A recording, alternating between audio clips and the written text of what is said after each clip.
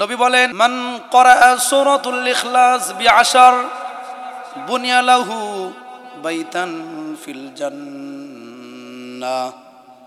রাহমাতে আলম সাল্লাল্লাহু আলাইহি ওয়াসাল্লাম বলেন, কোন উম্মতে মুহাম্মাদি যদি এই সূরা ইখলাসটা 10 বার তেলাওয়াত করে, রব্বুল আলামিন ওই গোলামটার জন্য জান্নাতের ভিতর একটা বালাখানা তৈরি করে দেন। সুবহানাল্লাহ। নবী বলেন, ইযা যুলজিলাতিল আরদু জিলজালাহা তু'দিলু নিসফাল কুরআন ওয়া কুল হুয়াল্লাহু আহাদ সুলুসুল কুরআন ওয়া কুল ইয়া আইয়ুহাল কাফিরুন রুবুল কুরআন।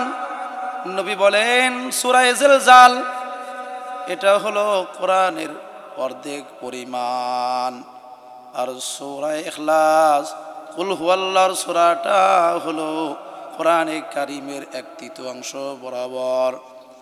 কুল ইয়া আইয়ুহাল কাফিরুন এই সূরাটা হলো কোরআনের 1/4, অর্থাৎ কোন আল্লাহর গোলাম যদি সূরা জিলজাল 2 বার তেলাওয়াত করে, রব্বুল আলামিন তাকে 1 খতম কোরআনের সওয়াব দান করবেন। কোন আল্লাহর গোলাম যদি সূরা ইখলাস কুল হুয়াল্লাহর সূরা 3 বার তেলাওয়াত করে, রব্বুল আলামিন ওই গোলামটাকে 1 খতম কোরআনের সওয়াব দান করবেন। সুবহানাল্লাহ, সুবহানাল্লাহ। কোন আল্লাহর গোলাম যদি কুল ইয়া আইয়ুহাল কাফিরুন এই সূরা কাফিরুনটা যদি কোন আল্লাহর গোলাম 4 বার তেলাওয়াত করে, রব্বুল আলামিন ওই গোলামটাকে 1 খতম কোরআনের সওয়াব দান করবেন। সুবহানাল্লাহ।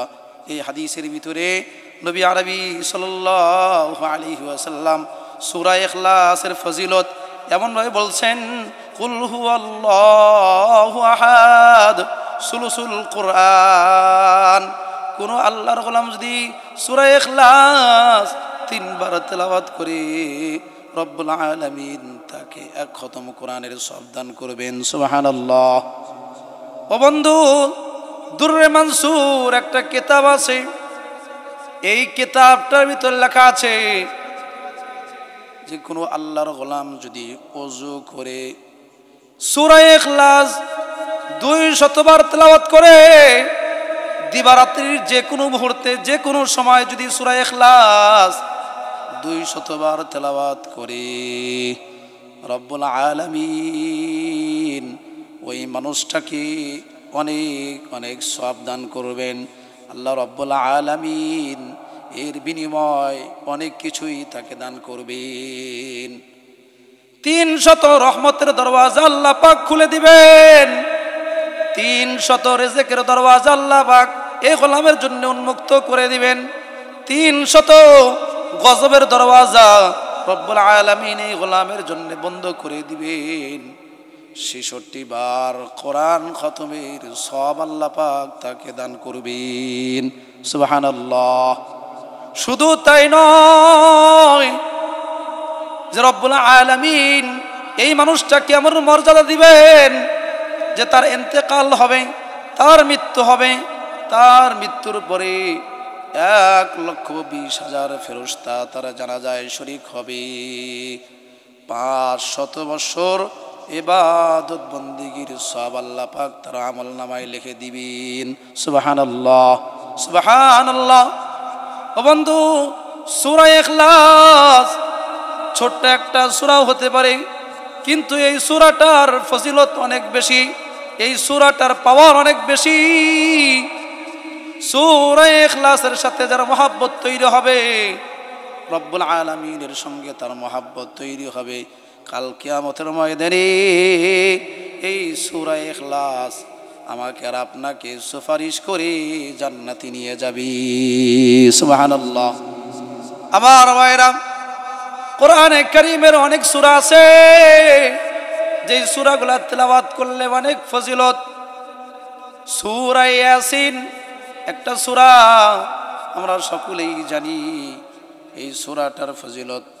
রহমত আলম সাল্লাল্লাহু আলাইহি ওয়াসাল্লাম এমনভাবে বলছেন, কোনো আল্লাহর গোলাম যদি সূরা ইয়াসিন একবার তেলাওয়াত করে, এই সূরা ইয়াসিন একবার তেলাওয়াত করলে রব্বুল আলামিন ওই গোলামটাকে 10 বার কোরআন খতম করার সওয়াব দান করবেন। সুবহানাল্লাহ। সূরা ইয়াসিনটাকে বলা হয়েছে কলবুল কোরআন, কোরআনের আত্মা হলো সূরা ইয়াসিন। আমার ভাইরা, সকালবেলায় যারা সূরা ইয়াসিন তেলাওয়াত করবে, রব্বুল আলামিন প্রত্যেক প্রকারের বিপদ থেকে তাকে মুক্ত রাখবেন, প্রত্যেক প্রকারের বিপদ থেকে রব্বুল আলামিন তাকে হেফাজত করবেন। ও বন্ধু, কোরআনে কারীমের এরকম অনেক সূরা আছে যে সূরাটা তেলাওয়াত করলে রব্বুল আলামিন অনেক ফজিলত দিয়ে থাকেন। সূরা কাহফ নামে একটা সূরা আছে, এই সূরাটা যদি কোনো আল্লাহর গোলাম জুমার দিন যদি সূরা কাহফ তেলাওয়াত করে, রব্বুল আলামিন তার জন্য একটা নূর তৈরি করে দেন। এই নূরটা তার পরের জুমা পর্যন্ত তাকে বিভিন্ন ধরনের গুনাহ থেকে হেফাজত করে, তার জন্য একটা নূর তৈরি হয়ে যায়। আর এই নূরের মাধ্যমে সে আগামী সপ্তাহ পর্যন্ত চলতে থাকে। ও বন্ধু, কোরআন এটা অত্যন্ত দামি একটা নিয়ামত। কোরআন মুহাম্মদুর রাসূলুল্লাহ সাল্লাল্লাহু আলাইহি ওয়াসাল্লামের অত্যন্ত সবচেয়ে বড় একটা মুজিজা। এই জন্য কোরআনে কারীমের ছোট্ট একটা সূরা, এই সূরার ফজিলত শুনলাম, এই সূরার ফজিলত যা শুনলাম আমরা আজকের থেকে ইবাদত বন্দি করব, আজকের থেকে আমরা আমল করব।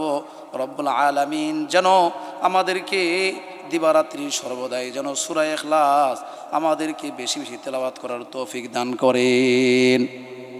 ওহ জামানা মে মুআজ্জাজ থে হামিলে কুরআন হোকর,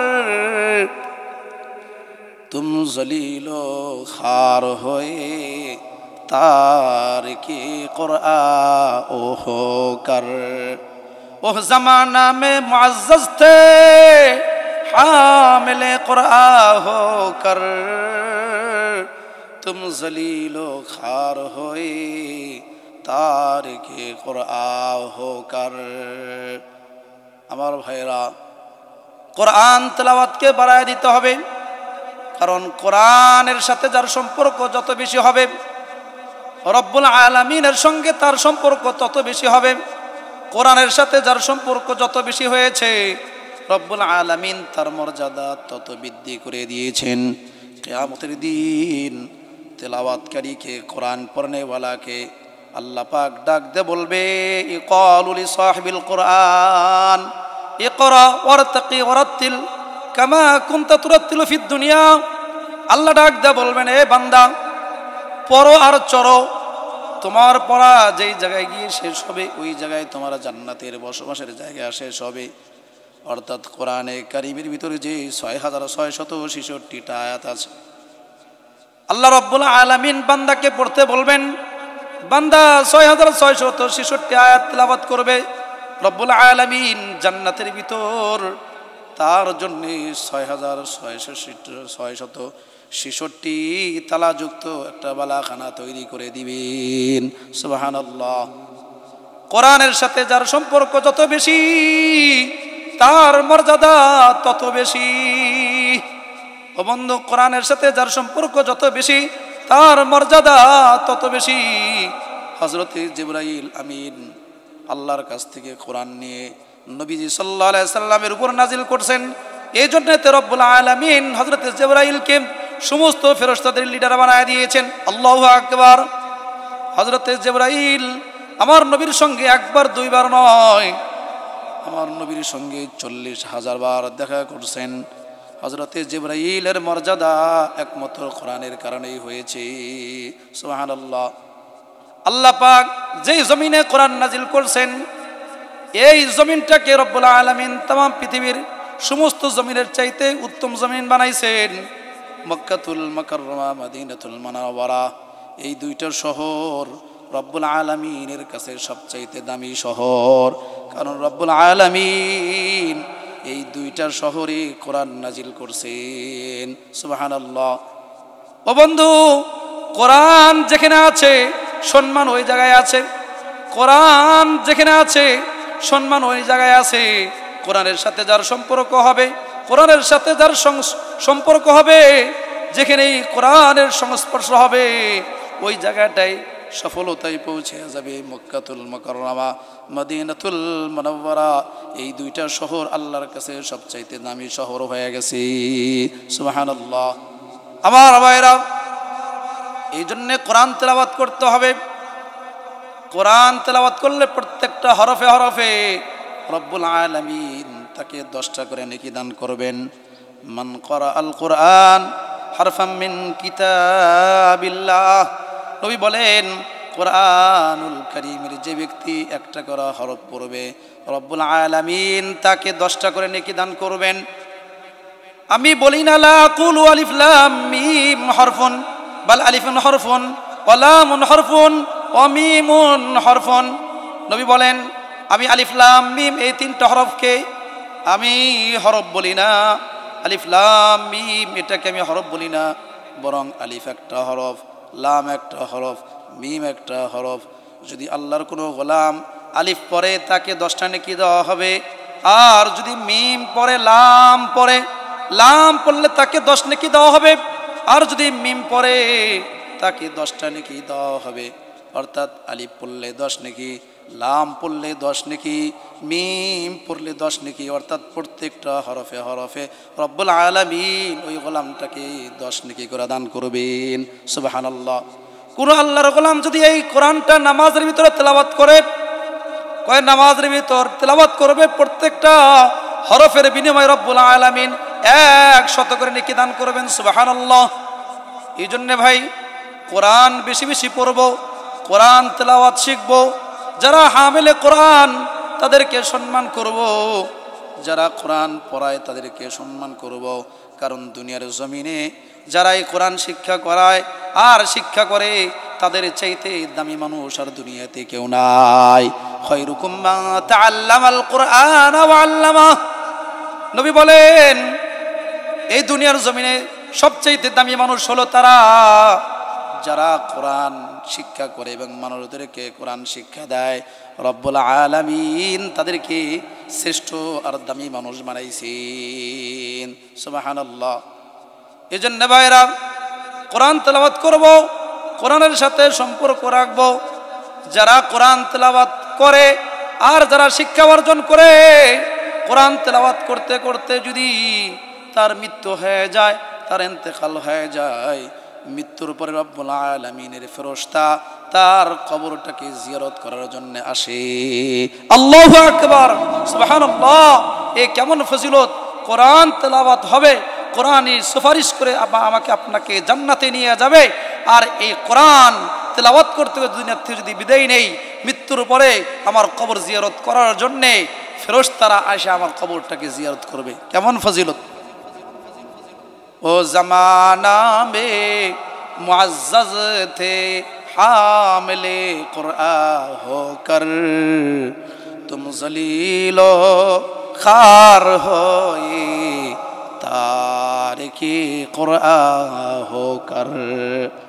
तौक़ू में सजाया जाता हूँ, आँखों में लगाया जाता हूँ, तावीज़ मनाया जाता हो, धो धो के पिलाया जाता हो, इसी का नाम कुरान है। अल्लाहु अकबर।